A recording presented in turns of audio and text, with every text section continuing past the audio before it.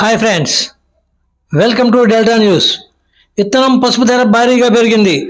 పుట్టి అంటే 225 కిలోల విత్తనం పసుపు 11,000 రూపాయల నుంచి 11,500 రూపాయల వరకు పలుకుతోంది. అమ్మకాల ప్రారంభంలో 12,000 ధర కూడా పలికింది.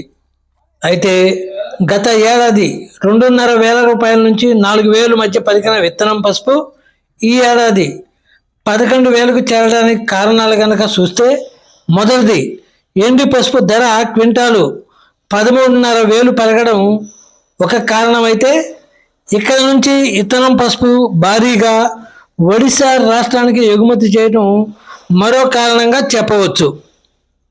ఇండియాలో పసుపు సాగు చేసే రాష్ట్రాలను కనుక పరిశీలిస్తే ఆంధ్రప్రదేశ్, తెలంగాణతో పాటు తమిళనాడు రాష్ట్రాలు పసుపును పండిస్తున్నాయి.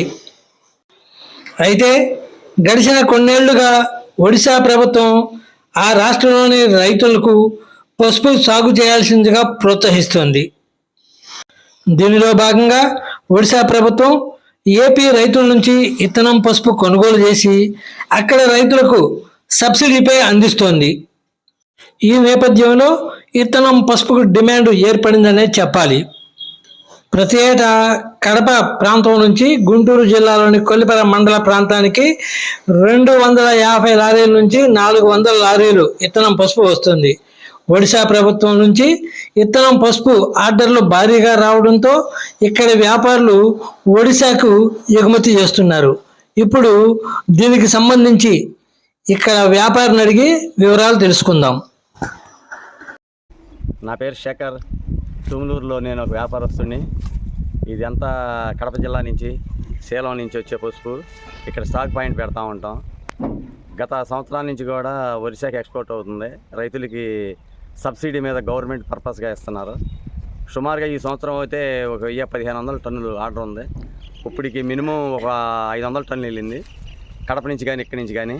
ఇంకా ప్రజెంట్గా ఇక్కడి నుంచి 1,000-1,200 టన్నులు వెళ్ళాలి.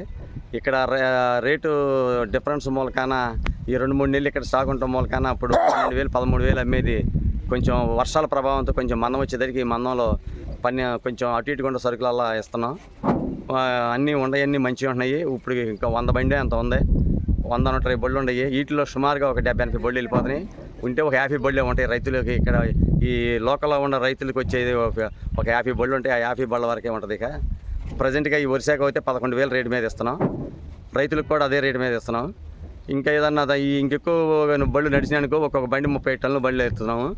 అలాంటి ఒక 10-20 బళ్ళు వెళ్ళినాయి అనుకోండి, బళ్ళు తగ్గిపోతాయి. ఇక్కడ మళ్ళీ విత్తనం గిరాకీ మొదలైద్ది.